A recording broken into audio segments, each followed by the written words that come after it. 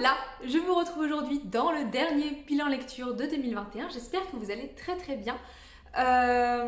J'ai 1, 2, 3, 4 livres à vous présenter et un magazine également. Je suis désolée, il y aura des petits reflets dans mes lunettes, mais je suis vraiment plus confortable pour filmer avec mes lunettes.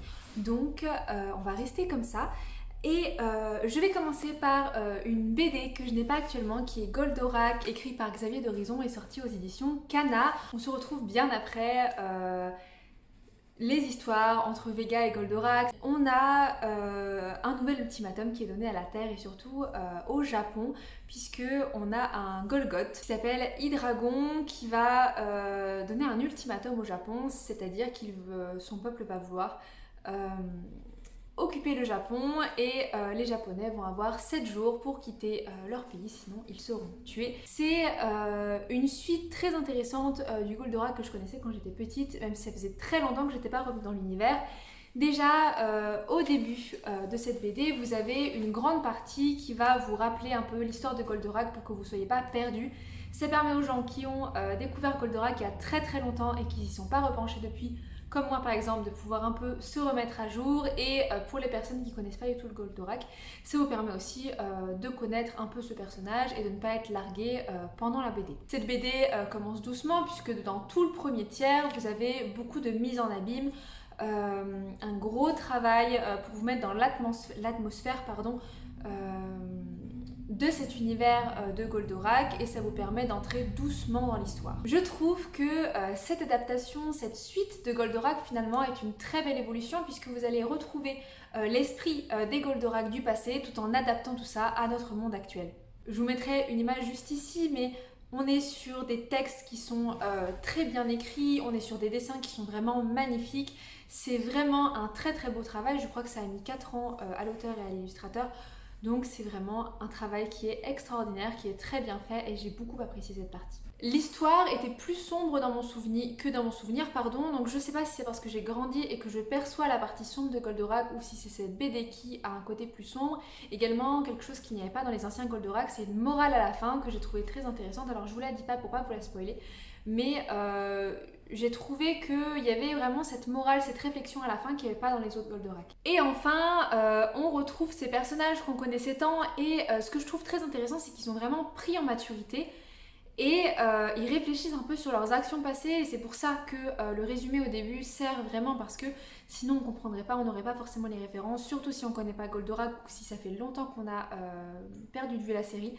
Et je vous conseille vraiment, que vous soyez fan ou pas de Goldorak, si tout l'univers de science-fiction, de robots, etc. vous intéresse, de vous pencher sur cette BD que j'ai trouvée super sympathique. On passe ensuite à j'ai envie de dire une BD, mais plus un comics qui est Second de Brian Lee O'Malley. C'est l'auteur de Skull Pilgrim pour ceux qui connaissent. Moi je connais pas du tout, mais voilà. C'est l'histoire d'une jeune femme qui tient un restaurant et qui a envie d'en ouvrir un autre.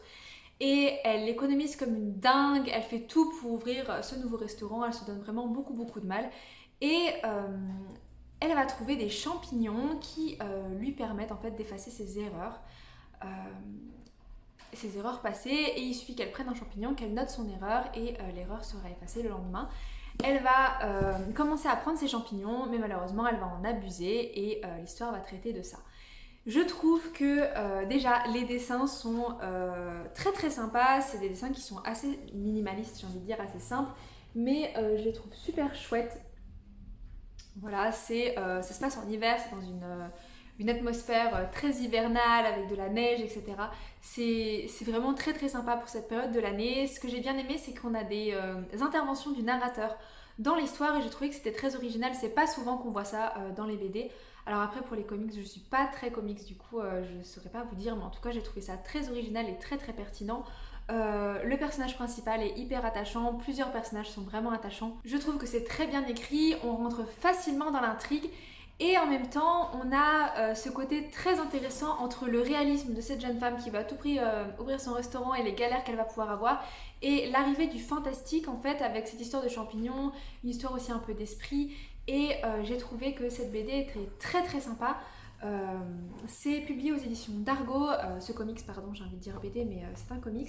Et en fait, il y a énormément de pages puisque c'est un comics qui fait 300 320 pages, voilà, 322 pages. Donc c'est très très dense, mais en fait ça se lit super vite. J'ai lu en une soirée, donc vraiment je vous conseille vraiment ce comics, je l'ai trouvé génial. On va passer à 2 romans, je vais vous commencer par le plus petit et par mon coup de cœur. C'est un de mes coups de cœur de l'année, c'est Une sirène à Paris de Mathias Malzieu, publié aux éditions J'ai lu.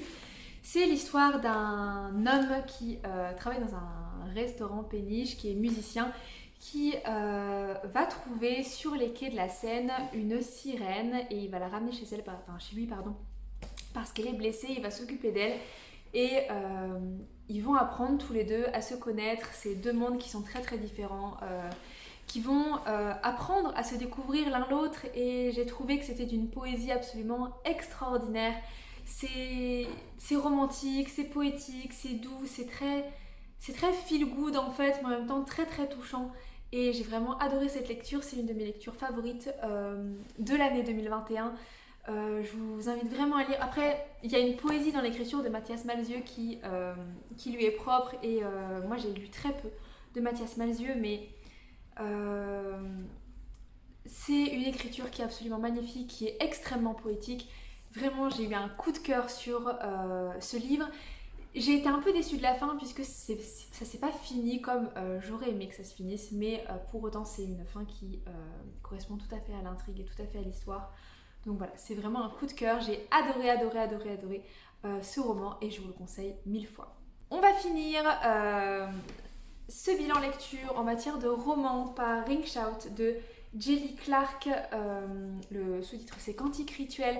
Donc on est en 1920 en Géorgie et vous avez un film qui va sortir qui s'appelle La naissance d'une nation. C'est un film qui, sous couvert de parler de ségrégation en fait, va totalement accuser les Noirs américains et les tourner en dérision et les faire passer surtout pour des sauvages. Et ce film-là va être un catalyseur en fait de la haine, d'une haine politique, d'une politique ségrégationniste. Et c'est un film qui va porter au nu les membres du Ku Klux Klan. Donc on part de là dans ce livre. Et l'auteur, donc Jelly Clark, va ajouter des éléments fantastiques à la réalité des années 1920 aux États-Unis en faisant en sorte que certains membres du Ku Klux Klan se transforment petit à petit en monstres, d'autres sont encore humains, mais plus leur haine grandit, plus ils se transforment en monstres. Donc il y a une partie fantastique et il y a un groupe de femmes qui va les combattre, dont une a une épée magique. C'est un livre que j'ai trouvé très intéressant, déjà parce qu'il a mêlé l'historique et le fantastique. Il y a beaucoup de références à la magie, mais d'autant plus des références aux légendes de plusieurs cultures africaines. Notamment j'ai noté le nom de la culture Gula et vous allez avoir des moments où il y a des écritures dans plusieurs dialectes et c'est assez déroutant, mais d'un côté c'est hyper original et j'ai trouvé que c'était un travail d'écriture qui était très bien fait. Vous avez vraiment ce mélange entre l'historique et le merveilleux finalement, mais en même temps un peu d'horreur et c'était vraiment incroyable. J'ai eu beaucoup de mal en fait à rentrer dedans au début parce que l'auteur va écrire avec... comment dire, il y a beaucoup d'oralité dans ce livre. Je pense que c'est un livre qui gagnerait à être lu à voix haute. Et quand vous êtes habitué comme moi à lire des livres qui sont un peu comme Mathias Malzieu, qui ont une écriture très poétique, vous allez être peut-être un petit peu dérouté puisque c'est vraiment écrit avec un phrasé à peu parler. C'est très déroutant, mais pour autant, j'ai jamais lu un livre comme ça. Je trouve ça extrêmement original. J'aime beaucoup, j'ai envie de lire d'autres livres de cet auteur. Et si vous aimez le mélange entre l'horreur, l'histoire, le fantastique, vraiment, je vous conseille ce livre. Je voulais vous parler d'un livre que j'ai acheté lors de ma visite de la maison Verlaine. Je vous en parlais dans mes favoris de l'automne. Je vous la mettrai sur l'écran dans le petit, je sais plus s'il est ici ou ici. Donc j'ai acheté Verlaine Rimbaud, Deux poètes en liberté. Donc c'est un magazine, donc c'est le magazine Lire, c'est un hors-série qui raconte l'histoire de Verlaine et de Rimbaud, de leur rencontre, de ce qu'ils se sont apportés l'un à l'autre, mais aussi des personnes qu'ils étaient séparément. C'est un livre qui est...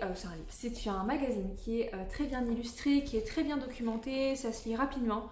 Il y a aussi certains passages sur d'autres auteurs, notamment sur Baudelaire par exemple, qui était à peu près à la même époque et j'ai trouvé que c'était un magazine qui était super pertinent si vous voulez vous renseigner sur ces deux auteurs. Donc voilà, je vous le conseille, ils sont en vente sur les sites internet de ces maisons d'édition et si vous êtes à Metz, vous pouvez visiter la maison Verlaine et l'acheter également. Voilà, j'espère que ce petit bilan lecture, ce dernier bilan lecture de 2021 vous a plu. Comme c'est la dernière vidéo avant Noël, je vous souhaite un joyeux Noël si vous le fêtez, sinon de bonnes fêtes de fin d'année et je vous dis à bientôt pour une prochaine vidéo. Salut!